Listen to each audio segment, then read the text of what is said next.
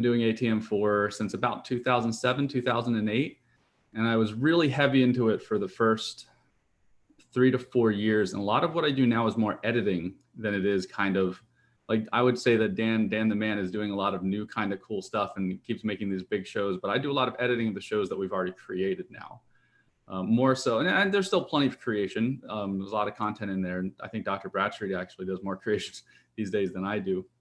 But I would definitely say there could be things that I show you that Dan or Linda or some of the other big power users have found new ways to do it. So there's always a couple ways to skin a cat. If you guys want to chime in, or if you found something that you really think is awesome, please feel free. I'm going to be going through a lot of the stuff that I would call intermediate. This is not like brand new stuff. So all you people who've been here 1,000 times, sorry. I'd argue this is not exactly going to be a brand new for you guys, but it's going to be for the people who are trying to get into ATM. You know how to create some stuff. You know how to create a couple slides. You know how to be dangerous. And I'm going to try and take you out of that danger zone and probably into a place of comfortability. And that's what I'm shooting for here today. And I'm going to try and do this at a pace that isn't too quickly. I tend to talk really fast when I'm doing this kind of stuff. So, all right, I'm going to get started. We're a couple minutes after the hour here. And who knows, this could take, I know there's another one of these tomorrow. I might take both of these. All right, so ATM-4. I was going to start off and just go into some of my overlapping slides, but the more and more that I was doing the beginner sessions, the more and more I realized what a lot of people don't do well in the beginning, and I think it scares people away from ATM-4, is setting up your scene correctly for ATM-4. So what do I mean by that? When I go over here, the first time that I was, oh, wait, let me share my screen. This is where I'm still a noob at this. All right, I want to share my whole screen, so I want to show you guys a couple things. You guys can see this, I hope. Awesome. So when you're looking at this and you're thinking to yourself, the first thing you're probably going to put into your show most of the time is some sort of scene. Setting that scene up so that the rest of everything falls into place. This is the defining moment when people say, I'm done with ATM-4, it's not working the way I want it to work, or this is working great, let's keep going, and I'm going to keep scripting shows, and you realize how much better it is to have your show scripted so that you can actually not be thinking about what you're doing next. So what really needs to happen here is your understanding of what is toggled on, what is toggled off. A lot of people in the very beginning always kept saying, I keep seeing my labels show up from these NGC IC databases. If you were to create a show and this little label marker right here, which is toggled on when you download this program, if that never gets unchecked, you'll be the most frustrated person ever. You're going to get to nighttime and you're going to have a bunch of labels up and you're not going to know how to turn them off, and you're going to not use ATM-4. You might not even use Starry Night at that point. You need to get comfortable enough so that these toggle marks are exactly what you want when you open up that scene file. What do I mean by that? So labels, obviously, I don't want anything labeled on. If I want to label something, I'm going to toggle that label on. But the big one, the one I think that tricks a lot of people up, is right here. These show boundary, show illustrations, your constellations can really mess people up. Because look, by default, show name and show stick figure are toggled on. I'm hoping that for the people who've used ATM-4 a little bit, if I were to just put in an individual, let me show you. If I were to go in here, I'm hoping that this is showing up pretty well on your screen. If I were to go into, this is an ATM-4, this is a Starry Night track, right? So you can see here's like Starry Night 4. I've created a bunch of Starry Night tracks. Just for example, if I go in here and I'm looking for my toggle, which I can never find when I need to, and I'm going to toggle individual constellation illustrations off. All right, this is a toggle for individual constellation illustrations off. What is that actually doing? It's going to toggle that right here, this illustrations off. It's literally doing nothing. That is what I'm trying to get at. My point is sometimes you're going to be doing stuff that it's not doing anything because it's already set up the way you want it, or not set up the way you want it in your favor. For instance, if I change this to now be constellation lines off, now it will come in here and turn the stick figures. I wish the names were the same. They're not, sorry. They will turn the stick figures off when that cue hits. So setting up your show, this is the number one thing to do. Go through here, make sure everything is set up the way you want it. If you want your guides to have a certain color to them, now is the time to set. They might not be on right away, but you need to set it up so that the color you want, you need to do all your homework so that when you get to the ATM-4, it's actually doing what it should be doing. So that's my number one thing I recommend when it comes down to intermediate ATM-4. You know how to create these. I hope you are at the point where you can create cues. That's where we should be. And the ability to now toggle things on and off. And I'm going to go through these right now through intermediate ATM-4 and help you understand some of these cues and how I would set up a show, especially if I was a beginner. So let's dig into this a little bit. Can you guys see my ATM-4 pretty well? Okay. Yes. Cool. I'm going to get rid of this. So number one thing, and this is something in case you're confused or you don't know how to do this as easily as you should, I would create a lot. I would create a track pretty much for everything that I'm doing in ATM-4. What do I mean by that? Number one thing I'm going to do, I would come in here. I'm going to take this Starry Night 4 track. Do you guys know how to rename things? If you double click on it, you can rename it. Let me do that again. Double click on a track and you can rename it. Organization will be your best friend. If you're not organized, you're not going to enjoy doing ATM-4. So organize your tracks really well. I will always call one of my tracks a scene track. Typically, you're only loading one scene at a time. If you're trying to load two scenes at a time, you're well more advanced than I am. I don't think it works. So you're loading one scene and then you're working off of that scene. So I would always just have one scene track. So I know, okay, here comes a scene, here comes a scene, here comes a scene, here comes a point of reference for me. My scene is kind of like my foundation to the house. And everything else is going to build into that house. So my toggles, my lists, my dims, my slides are all building on that foundation. And so you need to have a good foundation, but it's simple. It's just one scene. It's not like you're loading 10 slides, you're just loading one happy scene. So I have my scene set up. Now, if I'm a beginner, if I'm somebody who's a little scared of ATM-4 right now, which maybe a lot of you are scared of this, I would actually set it up, and I'm going to show you this. This might sound crazy. In my toggle right here, for the things that I'm nervous about, for the things that I'm unsure of, I would set up 4 basic toggles, and I'm going to try and walk you through this. I would turn off all of the basic toggle things that I'm not sure of. Are these on? Are they off? Did I leave this on in this favorite file? So what you need to do is I would load a favorite file. Just going to load a random favorite file because why not? So you guys all should know that for a scene, you pick SCN. It's your scene. You find that favorite. I'm just going to pick one from the full dome. Perfect. So I picked a background here and I'm going to hit OK. Now, what's happening here? That scene gets loaded and I'm going to have these toggles get hit. And I have a toggle set. So I have boundaries off. I have constellation labels off. You're going to see, I'm just going to go through all of these. I'm going to go to illustrations off. So this is only if you're a beginner. This is like to help you kind of get your sea legs, for lack of better descriptions. I've toggled now all of these off. So what would that do? If you come into here, I've toggled off all of these. I know where I'm at. It's kind of setting I'm normalizing my ATM-4 script, basically. I want to know that everything is going to be toggled off because now, moving forward, what happens when I use this list command? And I want to list, and I don't know if you guys, maybe I should explain these things a little more in depthly. Sorry, I'll take a step back. Toggles, what do? Toggles in my head are light switches. So for those of you who do not know this, you have light switches for a lot of things in this dome. Let's just take daylight, because it literally is a light switch. If I click on the daylight and I click off of that, this toggle, see this little toggle button, my little light switch, if I click on that, I take the daylight away. Pretty simple. All of these are toggles. What if I want to take my horizon away? I toggle it off. So think of things in that sense. They are toggles when they come on and off like a light switch.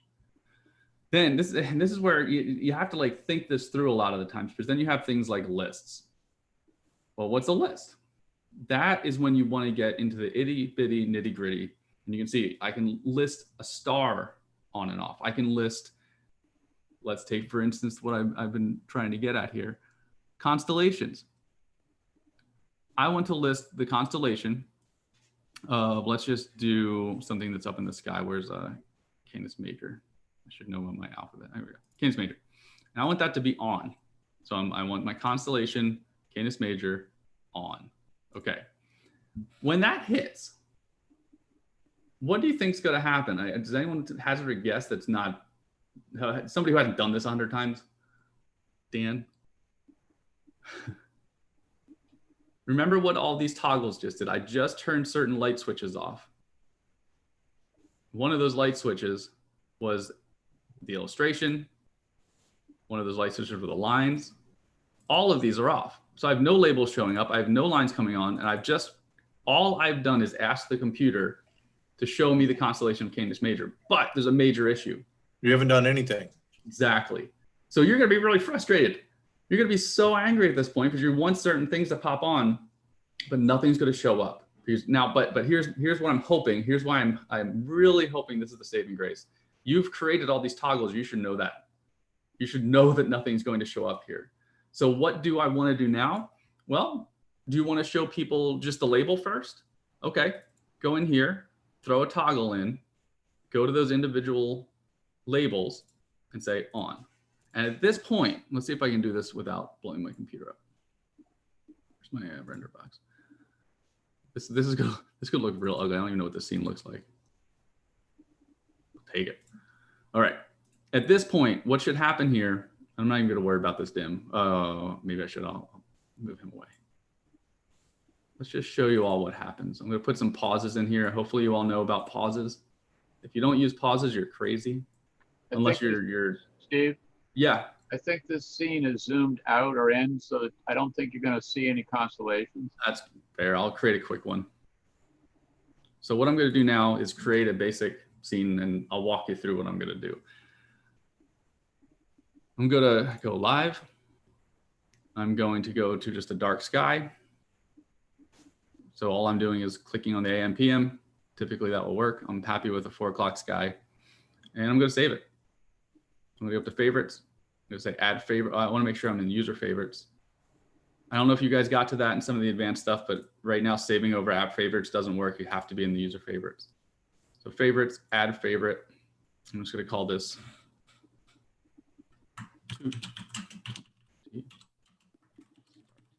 I would typically name things a lot better. I'm feeling a lack of inspiration, a little bit of nerve, so that's what I'm going with. There's my 2020 start, and it will be this, what we see right here. I'm going to go in here. I'm going to change my scene. Perfect, right here. You guys are hiding my. I'm going to move my little video screen. It's killing me. All right. 1 second's fine. Blah blah blah. So what should happen when this kicks in? These toggles click on, and what do those toggles do? I'm hoping all 4 of these right here are going to toggle off. So 2 of them are already off, so nothing will happen there, but these 2 should toggle off when ATM-4 triggers those. Next, my list will kick in, but that's going to tell Canis Major to turn on, but there's no toggles on. None of the light switches are on. So I'm not getting any power to it yet. There's no power. So I'm hoping that right here, when I put this pause here, I'm hoping that we don't see anything. And then when this toggle right there kicks on, that's when we should toggle the label on. So I'm hoping that because I did my homework, because I turned everything off, that when I turn this on, everything looks good. If it blows up, I quit. Oh, wait. Oh, no. Oh, no. There. So when I hit that list, I'm hoping that nothing shows up. So far, so good. We all on the same page? And now, when I run this. Canis Major's below the horizon, Steve. Of course. Orion's over to the east. You just need to advance the time a little. Okay. Or change the constellation to Orion. Yeah, let me change the constellation to Orion. That's easier.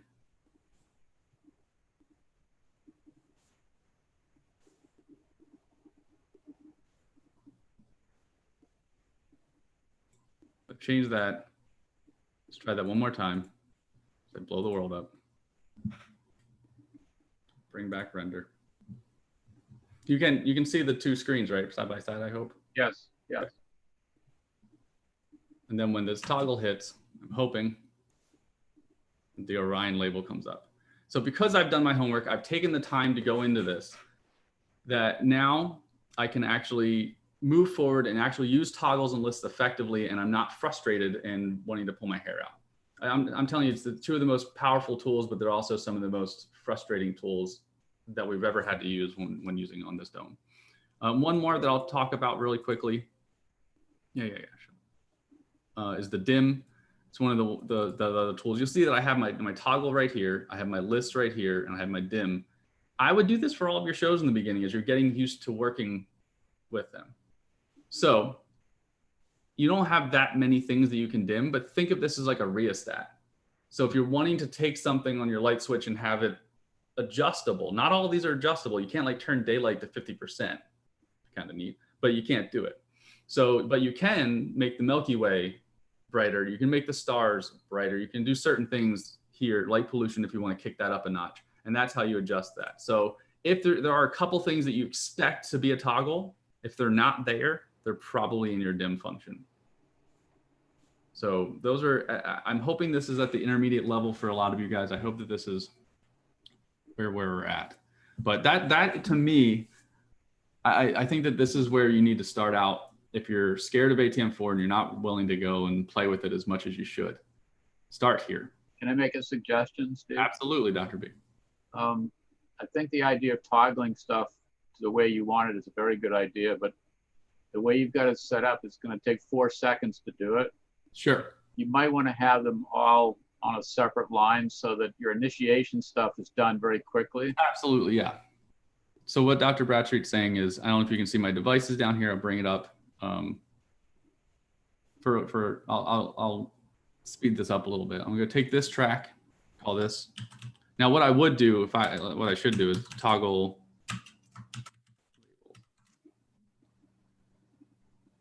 Another thing, here's another intermediate little tip and trick. So I want my toggles to be next to each other, right? I don't want them separated by my list and dim.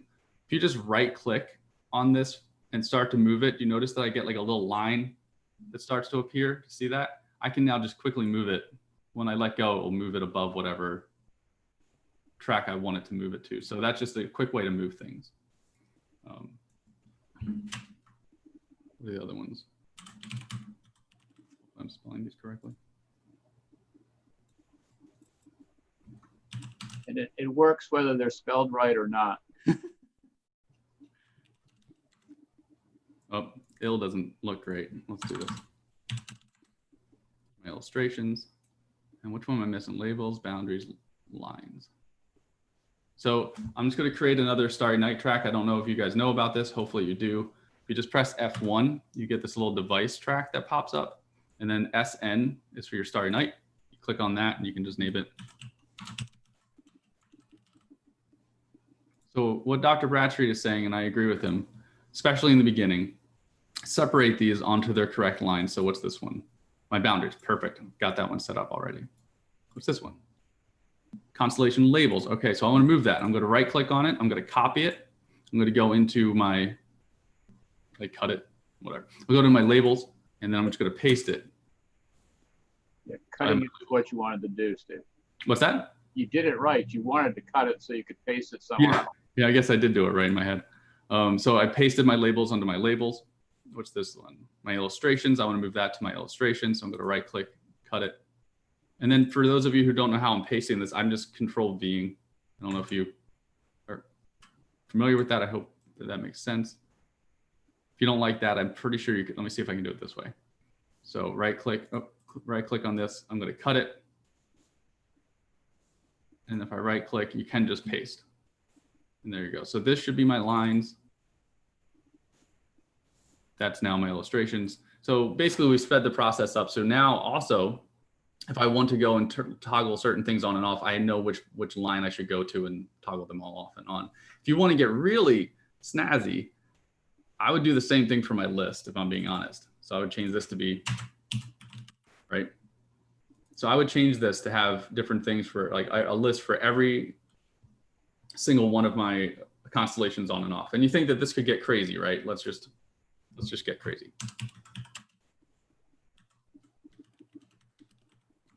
Might take a second, but it's worth it.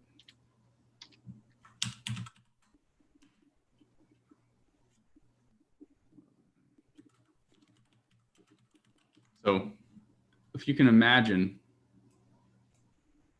let's just pretend I have about 30 different lists on my screen for all the different constellations. Another thing I was going to teach you, and I'll do it really quickly, but it's pretty simple. Click on all of them. I'm holding down the shift key. So I'm clicking on the first one, holding down shift. I've highlighted all the ones that I want to do, and I'm going to group them. So I don't know if you guys know about grouping yet, but if you right click, you can say group selected tracks. And why do I group them? I'm going to call this my list, because they disappear and they get out of my way. And then if I want to see them, I just click on that little arrow. I do the same thing with all my toggles, and that way they're not in my way. So I'm going to highlight all of them. I'm going to right click on them. I'm going to say group the selected tracks, call them toggle. So this is a really good way to stay organized. And it's also a really good way to understand what should be coming on and off your dome at any given time.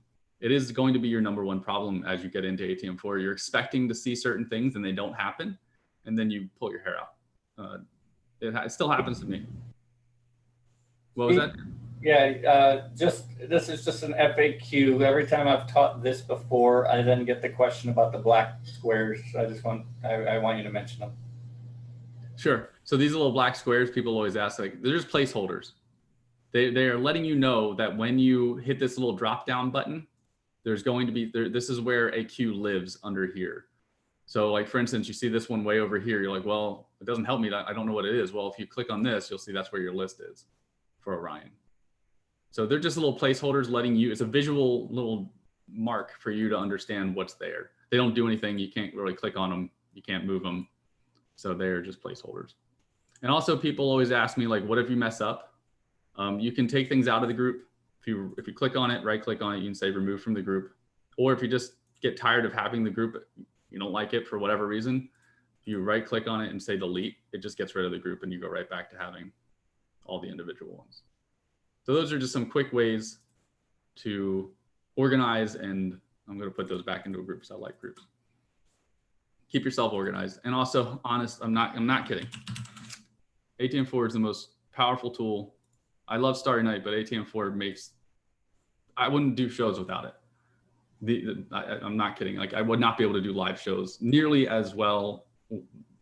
I would stumble over my words more than I'm stumbling over them right now. And it gets bad. So having ATM-4 as my backbone is instrumental. So please get to know this program and use it to its full features. Anyway, enough on that. Hey, Steve, can I throw in one thing? Of course. So everything you've done so far is going to be useful no matter what ATM-4 show somebody's going to be using. So I would make something like this and then just save it as a template show. So when I wanted to make a new show, I wouldn't hit new. I would open that, save as, and then you don't have to do what you've just done for every single time. Absolutely. I would make a template. I'd make a really strong template, like knowing, like, maybe not, you could probably skip out on that scene file in the beginning, but you're absolutely right. I'd have my toggles, I'd have my lists, I'd have my dims, I'd have everything set up. And then basically at that point, I would save it. And then I would actually save it again and hide that file somewhere so that you don't accidentally save over it by accident, which could happen very easily, especially for me.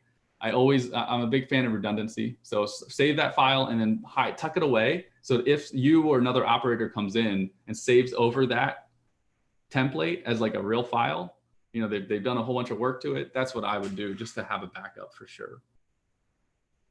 But yeah, that's excellent. I totally forgot to mention that you want to have a template, because otherwise, why reinvent the wheel? I mean, that's what the full dome curriculum is for. Half of that stuff you can just take it out and then you can manipulate it and get it into a show and make it the way you want it. Don't spend hours trying to reinvent something that we've already done.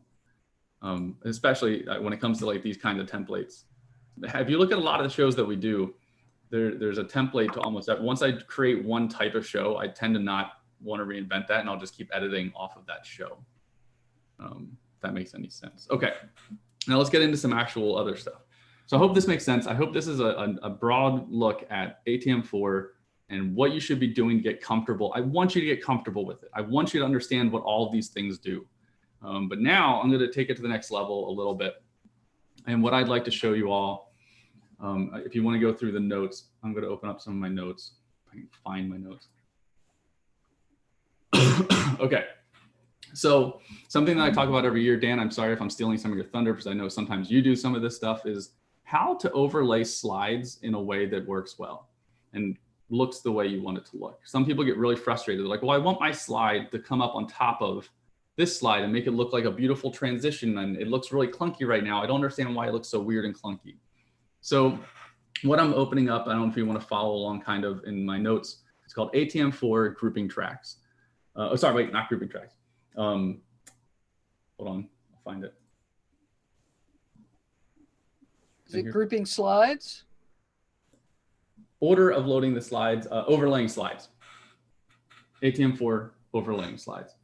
So I'm going to bring up a file here, which I opened up already. Dr. B, I'm chewing apart some of your full dome here. That's good. I get royalties. Trying to help you out. So here we are. Oh, a little side note. I was trying to edit this earlier and I forgot. They're just little things. If you go through some of my notes, there are plenty of little tips and tricks that I always forget to mention through the years. Here's one of them. I was trying to make this all fit on the side. So just on the right side of my screen. And I forgot that sometimes people forget this exists. They called this like the Scrail bar back when Reese and gosh, why can't Garland? We're making these things. So the Scrail bar, what is it? Well, here, let me maximize this for a second. At the top here, do you notice there's a little time signatures? Like here's 5 seconds, here's 10 seconds, here's 15 seconds. In the old days, that was just locked in. There was a certain amount of space on your screen that represented 5 seconds. It might be 5 centimeters. I don't know what it was. But now the Scrail bar lets you adjust that. So what's that mean? Just watch and pay attention. This is kind of nice when you're trying to do mass editing. If I click and hold this button, I can now move it left and right, kind of like a scroll bar, but it's going to adjust your scale. So I guess that's where they came up with Scrail bar. If you want to believe, this is a real thing. Look, if you go under options, use Scrail bar. I'm not making this up, Scrail bar. So if you click and hold on that, watch how the amount of time for 5 seconds either gets stretched or it gets, so that's the stretching. So I'm making 5 seconds last a lot longer in terms of how long it takes this bar right here, my yellow bar, to move across. Or I can go the other way and tighten things up and see my whole show in one little preview. So it's a neat little thing. I was just trying to use this earlier to try and make sure when I go to show you all this on half my screen, it doesn't look terrible. So if you're looking at this, ATM-4, and a lot of this is some heavy duty slide work here. Oh, by the way, for those of you who don't know, this is a little bit of a bug, and I'm still looking into it, and I'm sure we'll come up with a reason for it. If you just wanted to dump a bunch of slides into ATM-4 normally, you can just highlight a bunch of them. They're not slides, but bear with me. And you could literally in the old days just drag them. If you're on your machine at home, you could drag them into ATM-4 and it would just auto-populate and with the correct name and in an order. So if you had them in order of like 1, 2, 3, 4, 5, 6, 7, 8, 9, 10, you could drag them in and it would literally populate all your slides for you. So it would save you, I don't know, half hour of time. Now, there's a little bit of a bug with this whole system right now with our home computers. I'm looking into it. It doesn't seem to work when I drag and drop right now. But drag and drop used to work. So I promise that it works on your home system. And that's very useful for saving a lot of time. Now with slides. Can I ask a quick question? Yeah, please. Mary McDonald. Yeah. Okay, so when you say our home system. Sure, your system that the one that has the planetarium attached to it. Oh, okay. All right. Dome. Yeah, your dome. Okay. Okay. So yes, there's the actual home. Okay. So Yes, yeah, I too have noticed that does not work on Preview Suite. Is everyone else noticing that the drag and drop doesn't work? Yeah. I'm pretty sure it's a Preview Suite thing, and I'm still trying to look into it. I think it has to go back. Drag and drop doesn't work Preview Suite. Okay. Yeah. If I find a way around it this week, I'll let you all know, because it would help speed things up if you're making, because this is a great way. We all want to make shows like this. You know, it's nice to be able to make them at home and then transfer them to your dome. Even if you have to tweak it a little bit, it's a lot more easy, a lot easier. Okay. Sorry, one more question. When Please. you drag and drop, what track does it go into? I create a bunch of tracks. Okay. Wait, I don't even think you have to create a bunch of tracks. Dan, correct me on that. I'm pretty sure you don't have to create the tracks. It creates them for you and names them for you. Correct. It names it in the file. However you save the file is how it writes to track. That's correct. So it literally creates a new track just for that one slide. That's correct. Yeah. And even if you tried to drag the same picture twice, it also numbers it for you. So if you drag in dog and then drag in dog again, it'll label it as dog 2. Wow. Fantastic. Thank you. I didn't know that one. So yeah, you can just drag them in and it will just, whatever, make sure you name them correctly. Meaning if you want these slides to come up in a certain order, make sure you label them in the correct order. Now, here's what I need to explain to most, if you've never done this before, this is where it's tricky. You want whatever slide that you want to load in last, which would be the slide that is on top of the pile, needs to load first. So if you look at this, I'll show you this first. Look at see how this is the last slide and it is my first load. The first thing that this time bar is going to hit is that slide.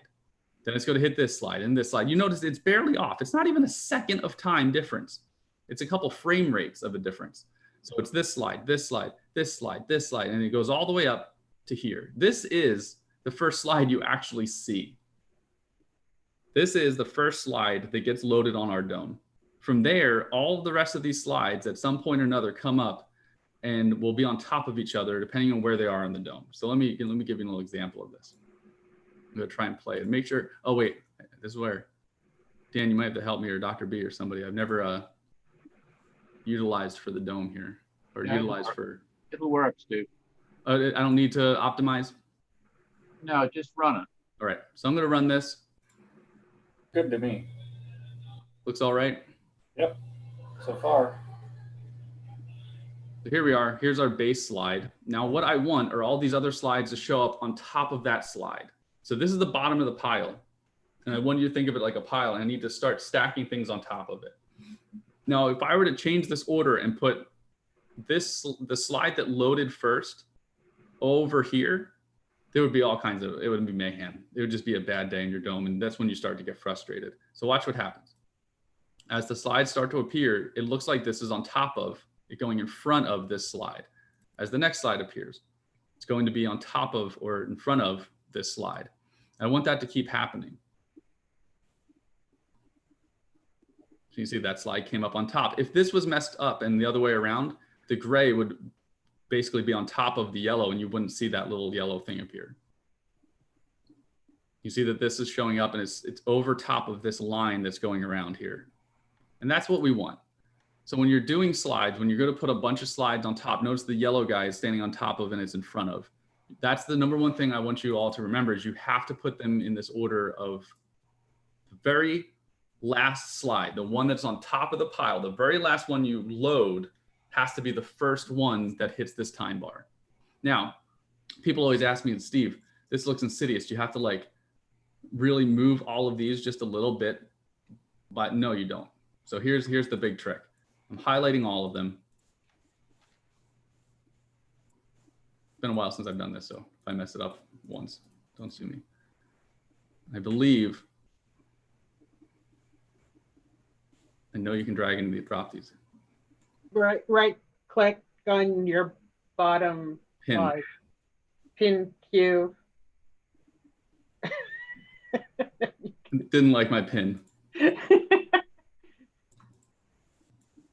You can also like drag, like corner drag a square over and it'll select them all. Yeah.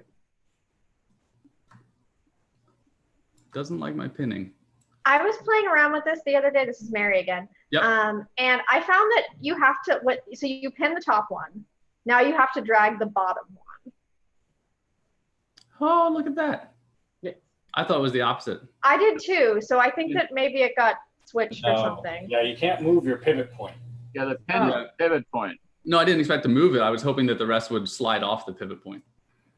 But that makes sense. So you take the bottom and you move that. And so this is an easy way. If you pinned the middle, it would do a Yeah, like a change the direction of the diagonal. Yeah.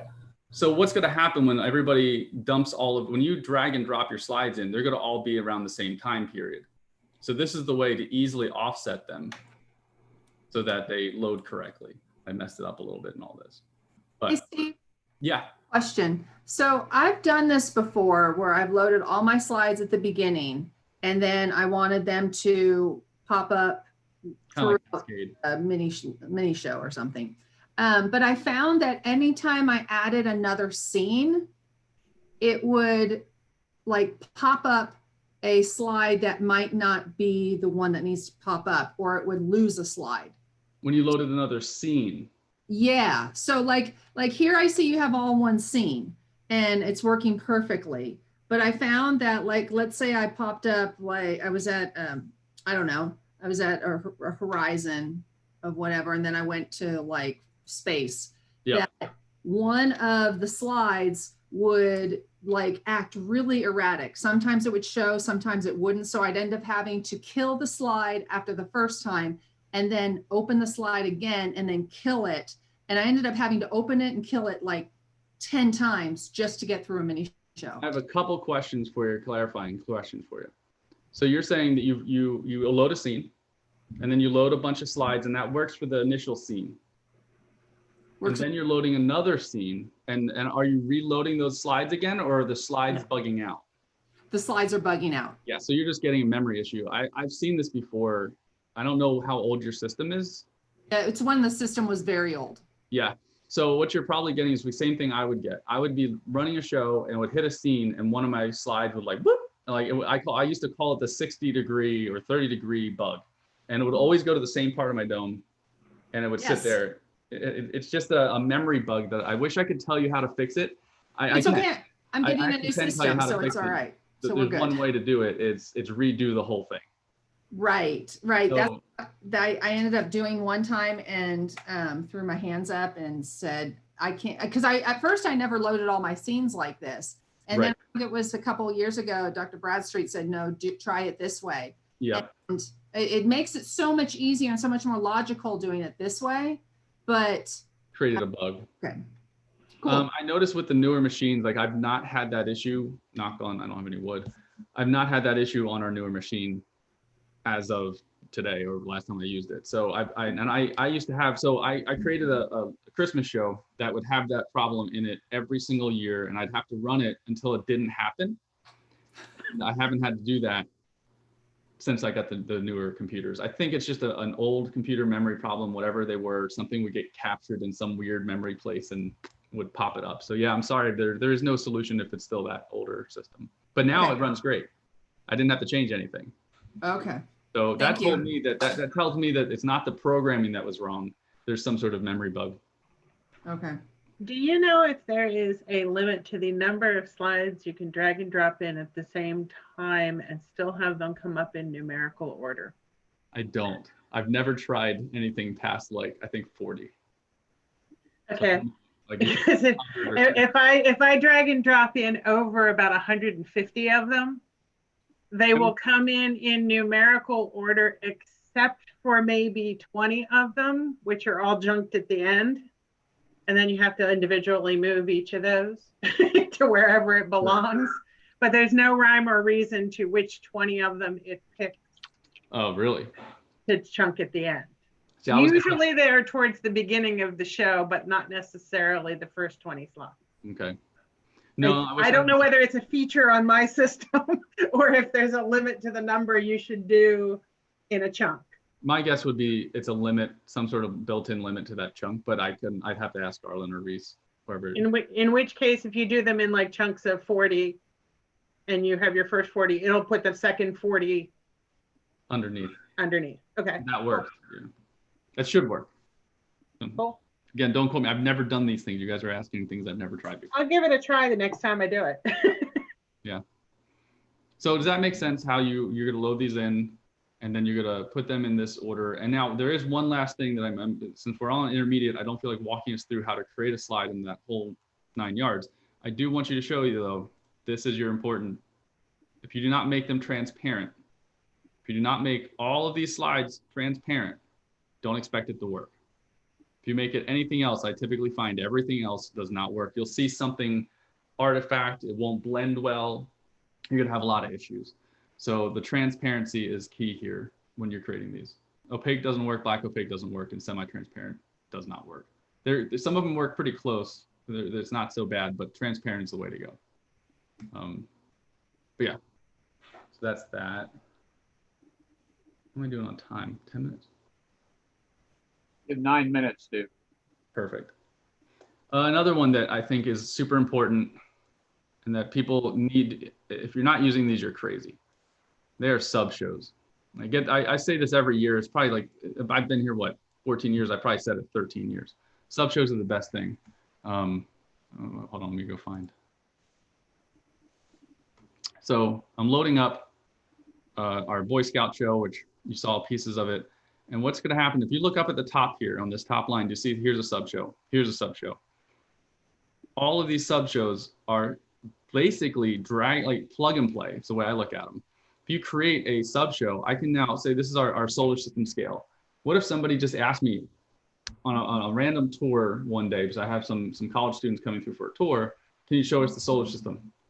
Sure, I have this now on its own little sub show. I can just start, I don't have to start it right here, but you could. Of course, I broke it. Let me start here. And I could just go right into that sub show. And the beauty of sub shows, if you create them in the correct way, I could almost get a repository of them. And when somebody asked me to make a different show, I almost could just go and start pulling out all my different sub shows and plugging them into a show to make a show. I'm telling you, this is, you're shooting yourself in the foot if you're just making one big long show. So sub shows are the best. And here's a couple little tips and tricks because I don't have a ton of time to show you all about them. If you want to get into the sub itself, you could see I just played time, right? So I could hold down the shift key. You guys know about holding down the shift key, I hope. If you hold down the shift key, everything behind my time bar is being basically like forgotten about. It's not worrying about anything back here. I'm holding down the shift key and I'm pressing play and I'm not going to get a bunch of weird stuff from the program. So that's one way to get into your sub show. If you don't like that, and a quicker way to do it if you're editing files and you're trying to figure things out, if you right click on it and just click on this darker, do you see how this one's like a bolded? It looks like it's a little darker. If you just click on it, it takes you right into the sub.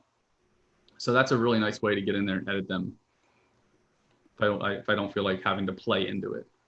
Or do the showlets, Steve. Or you go to showlets. But I feel like once you're here and you're looking at it, it's if you're in a main looking at it, it's a little easier. But you could go to the showlets, which I could just go here and pick on it. I just have to go find the right one, which isn't that bad. I don't have a season or pulled on 3 here. Sorry, Dr. B. So subroutines are the way to go. And if you're going to be making shows, oops, no, I wanted to click. Oh no. There. If you're going to be making these, and there's another feature that I highly recommend about soundtracks. In the old days, I always would recommend putting the music in the actual subroutine itself because it would just make easier for timing.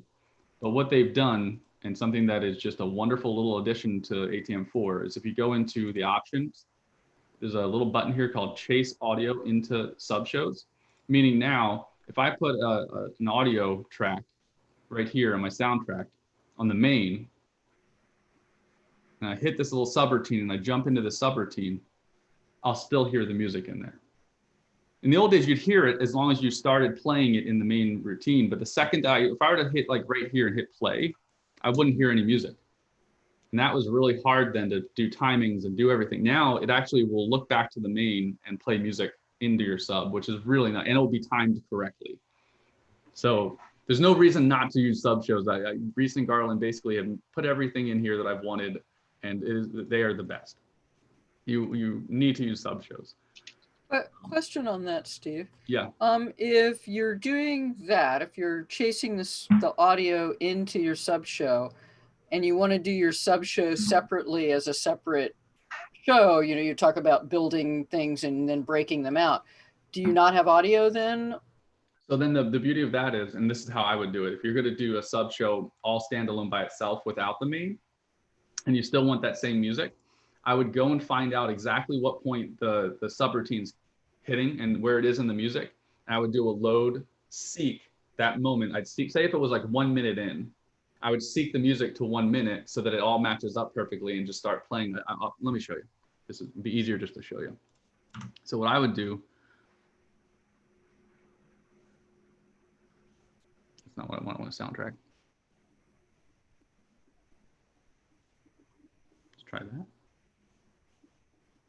So load it, I would load my audio, and then here you can see there's a seek, and it will let me seek to an exact time in that clip. This is for movies, but same thing. And then I would just play that so that when this loaded, I'd be able to play it with the same music, and it would time better. You know, otherwise you wouldn't have the timing correctly, just like you were saying. So that's what I would do. If you're gonna have them all standalone and you want the music in there, that's the way that I would combat that. But yeah, I wish I could. Maybe I have another session tomorrow with Dr. Bradstreet on this, and I think that I'll spend some more time on the sub shows. So I really do think in 3 minutes, I really can't dive into why sub shows are the best thing ever. But tomorrow, one of my things I am going to talk about in greater detail is putting a whole show together from soup to nuts. And I'm hoping this is intermediate. I know some people might be lost and other people might be bored, but I'm hoping that this is a good intermediate place to go with that. Any last minute questions? I have like 2 minutes left here.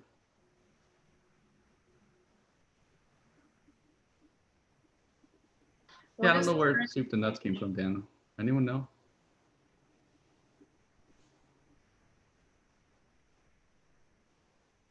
I like to use sub shows just because I don't have unlimited programming time. So I'll write my script and I'll have different segments of the script, and each segment is a different sub show. And then when I'm done, I can put it all together rather than working on this ginormous file.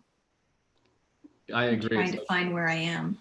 My brain compartmentalizes things, and I don't like to, like, if it's everything all at once, I just don't want to do it. But if I can pull it into little pieces, which is what the sub shows do, it's like you can actually think about it in a cohesive way rather than just like my brain is pouring out of my ears. So what's the current thinking about nested sub shows? Like a main show that calls a sub show that calls a sub show. I've done it. Inception. And at one point I was told it was okay, and then another time I was told it was going to blow up. It won't blow up.